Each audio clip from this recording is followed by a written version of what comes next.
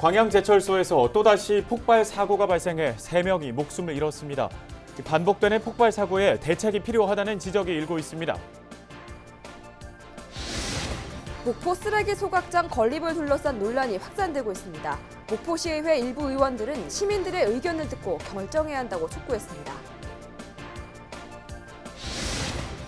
코로나19 확산세에도 불구하고 일부 정치인들이 행사를 강행해 논란이 일고 있습니다. 일정을 연기하자는 의견도 나왔지만 행사는 예정대로 진행됐습니다. 대학 수학능력 시험일이 코앞으로 다가왔습니다. 전남교육청은 안전한 수능 환경을 만드는 데 적극 동참해달라고 호소했습니다.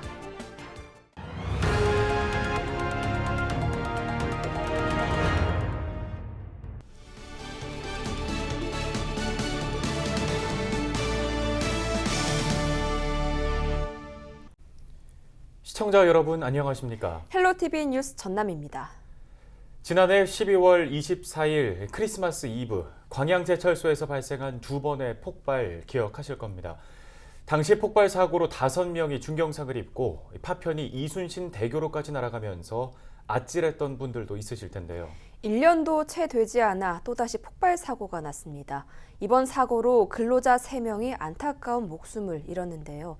해마다 화재나 폭발 등 대형 사고가 일어나지만 안전대책 마련은 미비하다는 지적이 잇따르고 있습니다. 김신혜 기자가 취재했습니다. 검은 연기가 하늘 높이 치솟습니다. 24일 광양제철소 제1고로에서 폭발 사고가 난 뒤 인근에서 찍은 영상입니다. 이 사고로 포스코 직원 1명과 협력업체 직원 2명 등 작업자 3명이 숨졌습니다. 명확한 사고 원인은 밝혀지지 않았지만 소방당국은 작업자들이 산소 배관을 점검하던 중 산소가 새어나오면서 폭발이 일어난 것으로 추정하고 있습니다. 광양제철소의 이 같은 중대재해는 한두 번 일이 아닙니다. 불과 1년도 채 되지 않은 지난해 12월 24일 2번의 폭발과 화재로 근로자 5명이 다쳤습니다. 당시 쇠조각이 이순신 대교로까지 날아가 자칫 또 다른 피해로 이어질 수도 있었습니다. 그해 7월 1일에는 변전소 차단기 수리 작업 중에 정전이 발생하고 제1코크스 공장 안전 밸브가 열리면서 1시간 동안 불꽃과 연기가 하늘로 치솟기도 했습니다. 또 6월 1일 오전 니켈 추출 설비 공장에서 발생한 폭발 사고로는 1명이 숨지고 1명이 다쳤습니다. 이외에도 추락, 크레인 버킷 협착 등으로 해마다 노동자들이 목숨을 잃었습니다. 잇따른 사고에 금속노조 광주 전남지부는 원인 규명과 책임자 처벌을 요구하는 기자회견을 열었습니다. 사무실에 제가 앉아 업무를 보고 있었습니다. 갑자기 평소에 들리지 않던 굉음이 들렸습니다. 애아가 새는 소리 같은 아주 날카로운 소리였습니다. 밖으로 나가보니 일고로 쪽에서 시꺼먼 연기와 함께 화재가 발생했고, 오늘 기자회견은 단순히 포스코 자본을 규탄하고 최동우 회장을 구속이라는 의미만 담고 있는 게 아닙니다. 모든 노동자에게 죽지 않고 일할 권리를 가져갈 수 있도록 하는 상황을 만들어내는 첫걸음을 내딛는 상황으로 만들어낼 것입니다. 2번 다시 이 같은 기자회견이 없었으면 좋겠다는 호소의 목소리도 나왔습니다.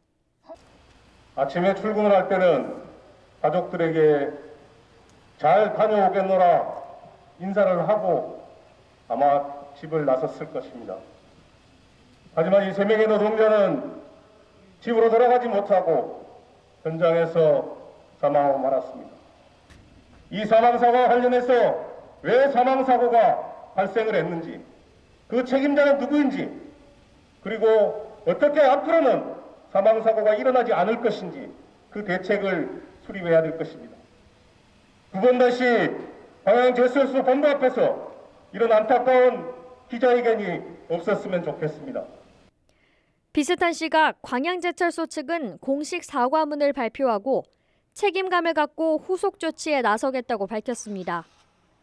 그러면서도 이날 기자회견에서 금속노조가 전달하려 했던 요구안은 끝내 본부 건물 안으로 들여지지 않았습니다. 아무도 못 들어가는 사례였습니다.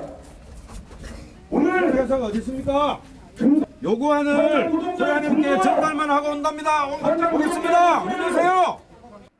요구안에는 노동조합이 참여하는 사고 원인 조사, 노사 합동 대응 체계 구축, 안전 대책 마련, 노후 설비 개선 대책 마련 등에 대한 내용이 담겼습니다.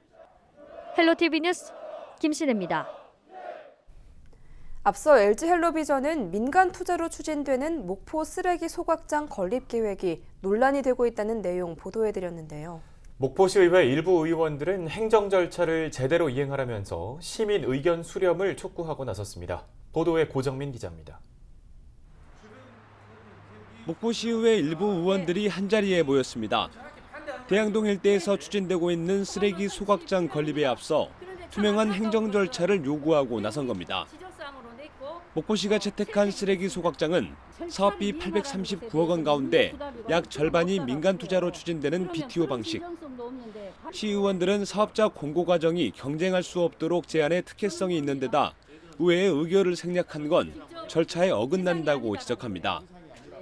사업의 타당성을 검증하는 용역도 사실상 실시하지 않았기 때문에 시민 의견 수렴을 거쳐 원점에서 재검토해야 한다고 강조합니다. 타당성 용역을 실시하지 않았고 의회 사전 의결과 민자 유치심의위원회 심의를 거치지 않은 채 추진되고 있으니 속히 중단하고 시민의 의견 수렴을 촉구합니다. 실제로 목포시가 용역을 거치지 않았는지 확인해봤습니다. 목포시가 쓰레기 소각장 설치를 결정하기에 앞서 2017년 4월에 용역을 의뢰한 건 광역 위생매립장의 폐기물 처리 방안, 플라즈마와 전처리 시설, 소각 시설 가운데 생활 폐기물 소각장 설치가 타당하다는 결과 보고서가 이듬해 9월에 나왔습니다. 소각 방법은 스토커와 유동상, 열 분해 가스화 등 3가지 가운데 스토커 방식이 타당하다는 의견이 제시됐습니다. 목포시는 경제성 측면에서 위생매립장 폐기물과 생활 쓰레기를 동시에 처리하는 게 맞다고 판단해 소각장 건립을 결정했다는 입장입니다. 여기랑 가연 쓰레기를 어떻게 처리할래? 그 소각을 하려면 필요하면 그 타당성 조사하라고 우리가 이 2017년에 같이 시작해가지고 그 결과물이 2018년에 나왔잖아요. 네. 너무 많죠. 다만 소각장 설치를 결정하기에 앞서 시민 의견 수렴 과정과 의회의 의결 절차를 무시한 목포시. 논란이 확산되고 있는데도 공청회를 통해 찬반 의견을 묻기보다 설명회로 대체하겠다는 일방적인 태도로 일관하고 있습니다. 헬로티비 뉴스 고정민입니다.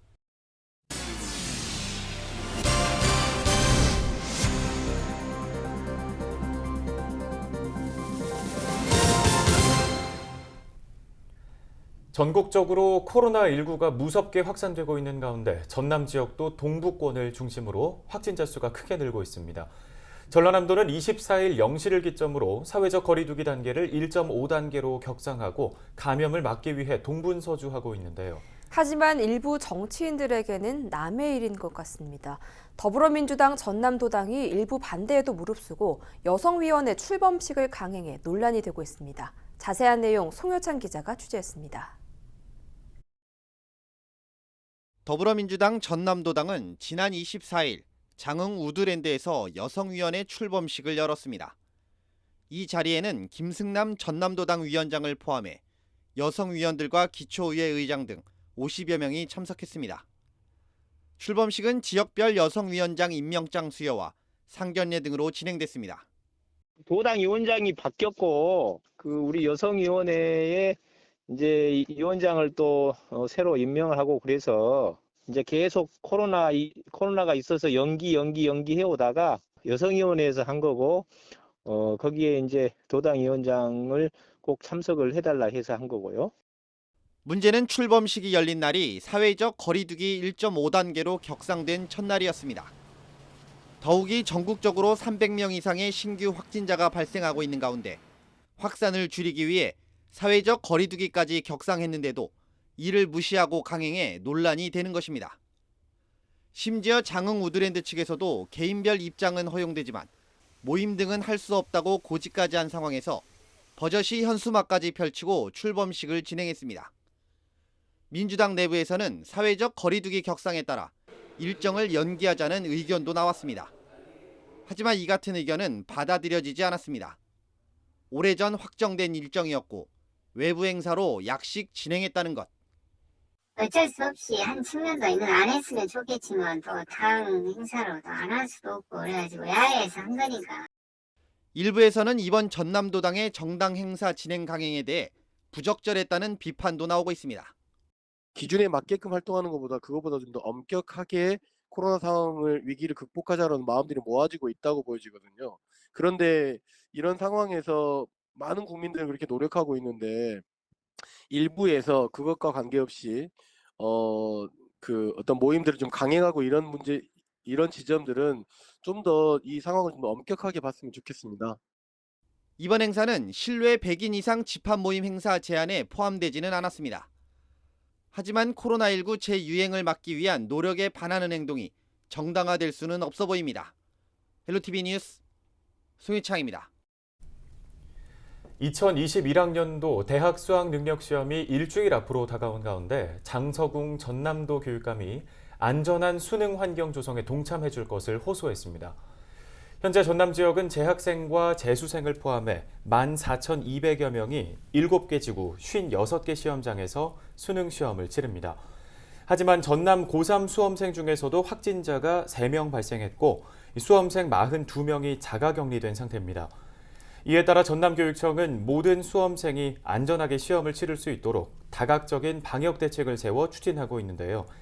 특히 이날 장 교육감은 남은 기간 수험생들이 안전하게 시험을 치를 수 있도록 생활 방역은 물론 대중시설 이용 등을 멈추어 달라고 호소했습니다. 남은 일주일간 우리가 어떻게 하느냐에 따라 우리 아이들의 미래가 달려있다는 절박한 심정으로 코로나19 방역에 힘과 지혜를 모아주시기 바랍니다. 전남교육청도 도민 여러분과 함께 수험생들이 보다 안전하고 쾌적한 환경에서 최상의 성과를 낼 수 있도록 혼신의 노력을 다하겠습니다.